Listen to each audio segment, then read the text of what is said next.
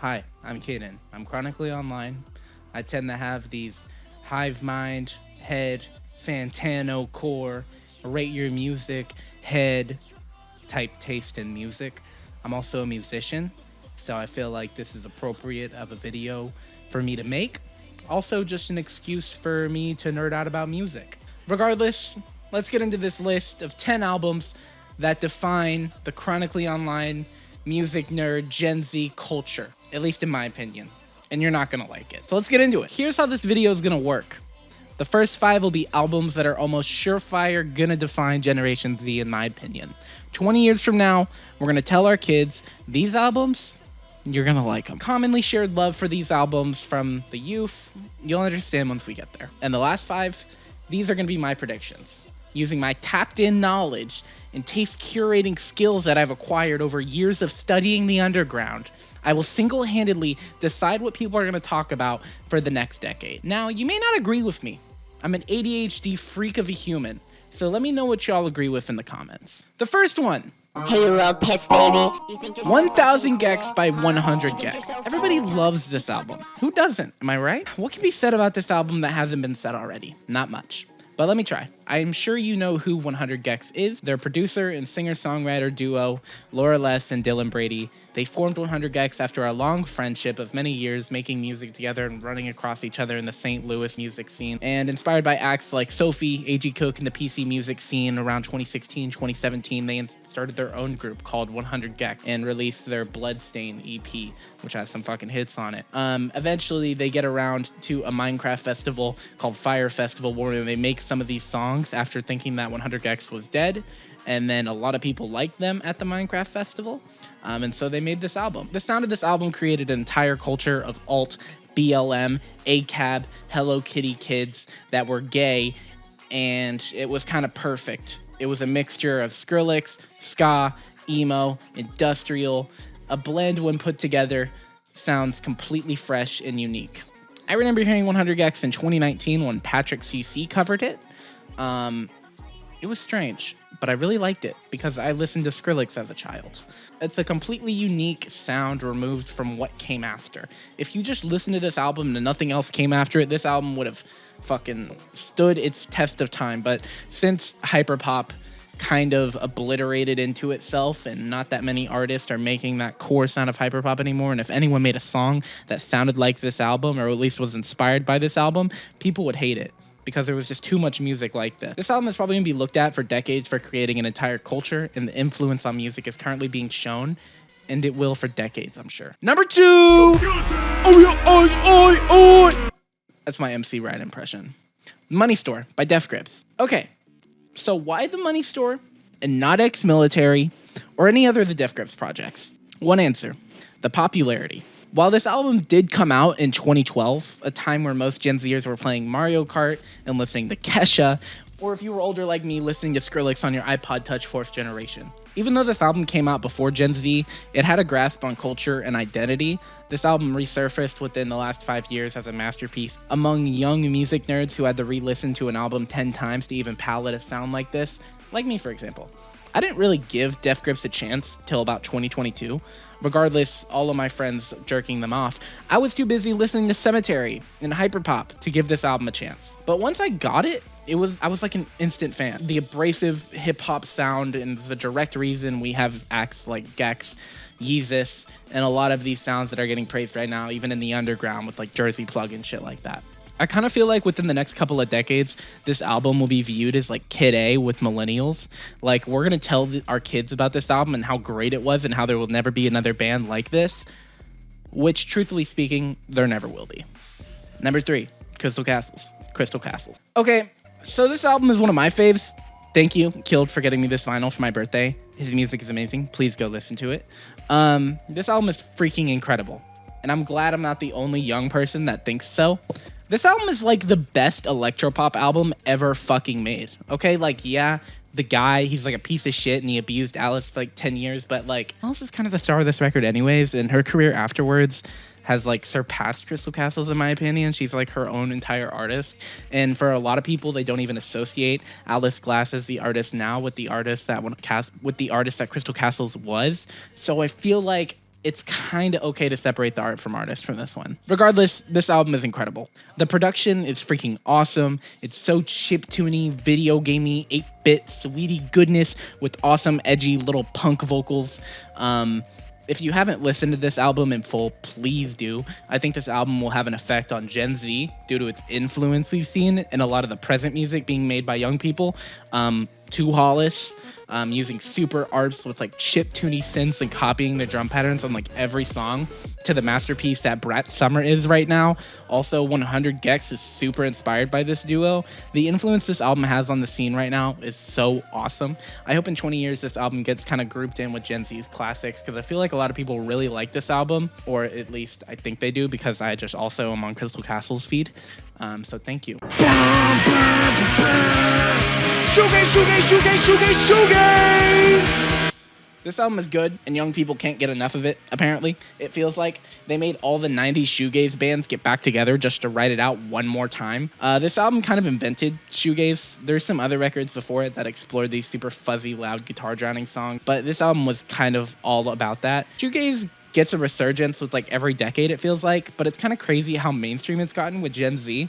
That one song, Scars by Novulent, is like crazy popular right now on TikTok. Plus artists like Destroy Lonely and Net Spender fucking sampling Deftones and all this other shoegaze shit.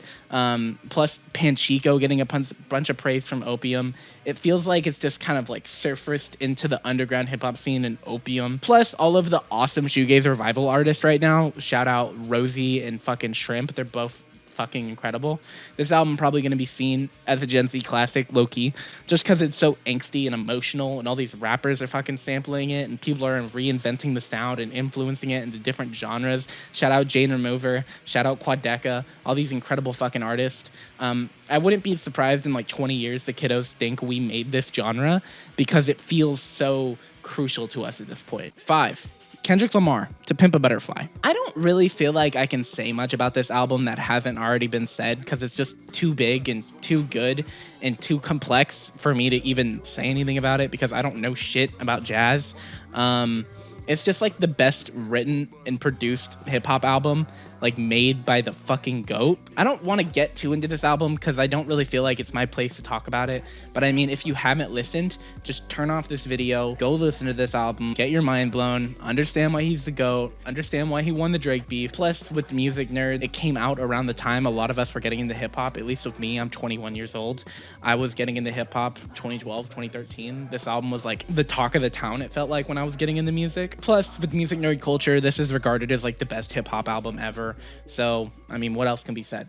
This is where things get fun. But I also think a lot of people are going to hate me for these next 5 albums, because these are my predictions of what could become generation-defining albums for Gen Z. Some of y'all are going to hate me. Just hear me out. Let me cook and enjoy this spew of yap. Number 6, Bladee, Icedancer. Drain gang, drain gang, drain gang baby, drain gang baby. As you can tell by my apparel and my beanie, I'm a drainer. So why this album? Why not Echo? Why not Trash Island? Why not Ever Since? Because it's debatably his best album he's ever made. Because this one is the most popular, and it has the most. This drain sound is going to be so important within the next 10 years. Look at Too Hollis, look at Joey, look at Cemetery. So many artists look up to this motherfucker like a god. It's crazy. Just like all of us, though, this gang has created an entire subculture of young people. Drain this, drain that shirt, and sparkly videos. The drain is unreal on this album. So much draining happening in these songs, it literally sounds like water leaving a sink. Each song is covered in these synthy beats made by the god producers White Armor and Young Good and Young Sherm. My god, all these beats are incredible. Plus, Blade's fucking covered in auto-tune, creating these crazy counter melodies and using his voice as an instrument. This album just fucking rocked. Drain Gang fucking rocked. I saw him live in 2022 here in Houston, and it fucking rocked. I love this shit, man, and it's definitely gonna be looked at as our music in 20 years. We're gonna be in the retirement home blasting Obedi. Okay, this one's weird. Hear me out though, let me cook. The early works of Skrillex, not an album, not Recess, not any EPs, just all of those early EPs and singles that Skrillex released from 2010 to 2013. Let's just talk about those right now. Okay, I know y'all are laughing at me right now. First Bladee, now Skrillex. What is this? Real Spring? I don't fucking know. And it's not even an album. It's just his early discography. I know. Hear me out. This shit was just so important to me and so many other producers making music right now. This motherfucker has been a god to us our entire life. The consequences of the invention of brostep has yet to be seen to society. In 5 years, everything is gonna sound like. Listen to Ken Carson and look who's opening for him. Too Hollis. This motherfucker's whole flow is sounding like a fuckboy over Skrillex beats. Go listen to Boy right now, by the way, if you haven't too. This album was kind of overshadowed by Brat, but it was like the best album this year from an electropop release, underground artist. Too Hollis is literally about to be a star. It's not even funny. But for real, from gecs to Hollis to Charlie to Yeet to Drain Gang, Porter Robinson, and everything in the electronic underground right now, this motherfucker's early music is written all over it. Skrillex invented the pretty little synth lead over a drop. Like, without that, there's no like melodic, without that like fucking little pretty leads in his early music over the crazy halftime drop, there's like no hyperpop. Hyperpop never existed without that. Skrillex is like kind of old now and is making like pretty cool club music, but shit man, like Kill Everybody, First of the Year, Scary Monsters, Reptile, oh my god, Reptile. I played that song probably 300 times on my iPod Touch. My Name is Skrillex. I mean, like, all this shit is the reason I have diagnosed ADHD. This is like early brain rot, and I feel like this conversation is just starting in the music nerd space. At least I see it a lot. It feels like Skrillex has kind of been disrespected the last decade about his influence to electronic music and the bad things he did to dubstep compared to the early dubstep works like 2006, like Burial, that album Burial. People talk about that shit all the time. The influence this motherfucker has on our producers and Gen Z is just crazy. Like, this was the funk synth Sigma beats over Andrew Tate videos for us, except it was like COD trick shot montages. Okay, number 8, Salem, King Knight. So many white boys with big jeans wearing their shirts right now are so up, it's not even funny. Witch House was a genre invented by these guys in like 2011. Like, no one paid attention to it until some white boy raps like Chief Keef on this sound about killing people. But no, for real, I think Cemetery single-handedly gave Salem so much attention. Like, I knew of Salem, but Cemetery made so many white boys go listen to this album and appreciate how good it is. Personally, I like Fires in Heaven more, but I can't ignore the influence this record has on the underground right now. Personally, I think Witch House is due to like a revival, just like core Witch House revival, due to artists again like Too Hollis, Snow Strippers, Illusion, and of course Cemetery, just pouncing, demanding synths over these slowed down reverb drum beats. It's very simple production, but there's something entrancing about it. The way the synths grab you and almost make you float away from your mind, it's just so incredible what these three fucking weirdos did in 2010, regardless of the praise they got when they released it. This shit's still gonna go down as like one of the most important albums of the 2010s. Number 9, Hypochondriac by Brakence. Fuck Fantano, enough said. Nah, but for real, this album is real. This that future shit. If you don't know who Brakence is, he's like this mastermind of Ableton that's like really sad and is kind of a male manipulator, and he's also a communist. Nah, but this album takes influences from like everything I feel like I've said so far. Hyperpop, Midwest emo, shoegaze, acid psychedelic shit. This is a concept record. This album is so seamless, it really sells it. Every single song transitions into each other perfectly without sounding like he's trying to pull off the transitions too hard. This album, if you listen to it in really loud speakers or like a car all the way up, the shit just feels real. Like, it's indescribable the sound this album gives you if you turn it up loud enough. It's so hi-fi, it's crazy. The drums feel real, the sound design is like impeccable, it's so fucking groovy, the production is insane, the flow is perfect, his voice is incredible, the concept is like sad and real as fuck. This album is about internet addiction and being gay. How much more Gen Z could it get? Seriously, it's absurd to me how Brakence isn't a superstar. I saw him perform in like a 200-person room on the 3rd floor of a building just when this album came out.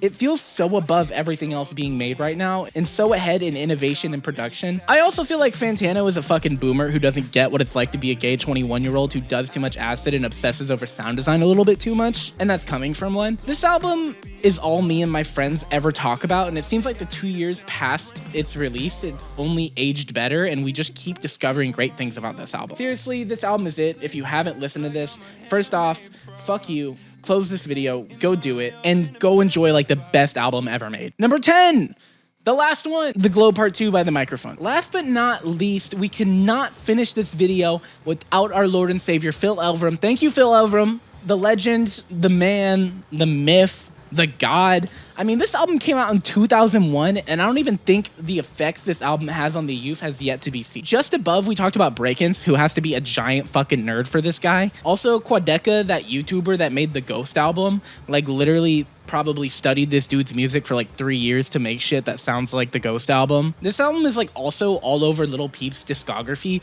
one of the most important artists of mainstream Gen Z. This album is like ingrained in the DNA of Gen Z's music, and I don't really know how Phil Elverum discovered this palette of sound so early in the world, like literally 20 years ahead. It's not even that like its production is ahead of its time, or like the actual sound, or it's crazy experimental. It's just the feeling it gives you, the pace of it. Feels almost like robotic voice, and how personal it feels, how slow it can be, how fast it can be. I almost want to say it's like an anthem for me, but I make too much electropop. If I was good at guitar and sung flat notes, I'd be doing what this album does, because it's truly slept on. Even though this album is discussed a lot in music nerd spaces, I don't feel like it's ever on the same level of the artist and albums it inspired or anything else on this list. It always kind of been like a deeper pick that you eventually stumble upon that becomes deeply loved if you're into this kind of sound. I also want to put this one last because it feels like the farthest away from being a Gen Z defining record. It came out in like 2001. I think 9/11 it came out, which is kind of weird. And plus, not enough kids talk about this album. It only really exists in Rate Your Music nerdy space. Regardless, this album could have a resurgence, and if it does, it will definitely define a bunch of the music that's going to come out within the next 10 years. Okay, that was my 10. Let's talk about some honorable mentions real quick so all the fucking haters in the comments can get off my dick. 2 Hollis's discography, bro. This dude is going to be generational. He's going to define a bunch of people. Trust me. Cemetery, 100 Acre Risk. I picked this one because it's his best album, in my opinion. Quadeca, I didn't mean to haunt you. Truly, the only reason I didn't put it on here is just because of how close culturally he is to Brakence, and the fact it came out like a week after Hypochondriac. December 2022 was like the best month for music, and I'm totally down to make a whole video about this album if you want me. Maya, MIA. I feel like Maya by MIA hasn't reached the conversation yet, but I think it will in a couple. Underscores, Wall Socket. It's just too new for me to talk about right now. George Clinton, Ooh Rap Ya. I love this album. It just doesn't feel like it's gonna be super influential though. JPEG Mafia LP. If I was more of a hip hop head and I had more references, what he's talking about on this album and what it would be culturally for him, then I would. I'm not educated enough on hip hop to talk about that. Danny Brown, Atrocity Expedition. Kind of the same reason for JPEG Mafia. I'm just not educated enough on hip hop to go deeper on this album, but I love it so much and I feel like it's also gonna be one of these albums. Aphex Twin, Selected Ambient Works. I also wanted to talk about this album, but I just can't talk about every single album on here, guys. Like, Selected Ambient Works is one of my favorite albums of all time. But if I tried to talk about it with this list, it'd be like another 20 minutes. And I just don't got that right now, guys. I'm sorry. I'll make a whole video about Aphex Twin in the future. Frailty, Jane Remove. I just feel like this one kind of gets shadowed by the other hyperpop albums I put on this record, but I also feel like it's really special and it has a really special place in my heart. Thank you guys so much for watching my first video on YouTube. Let me know in the comments what you thought of it. Let me know in the comments what you want to see. And please go listen to my music.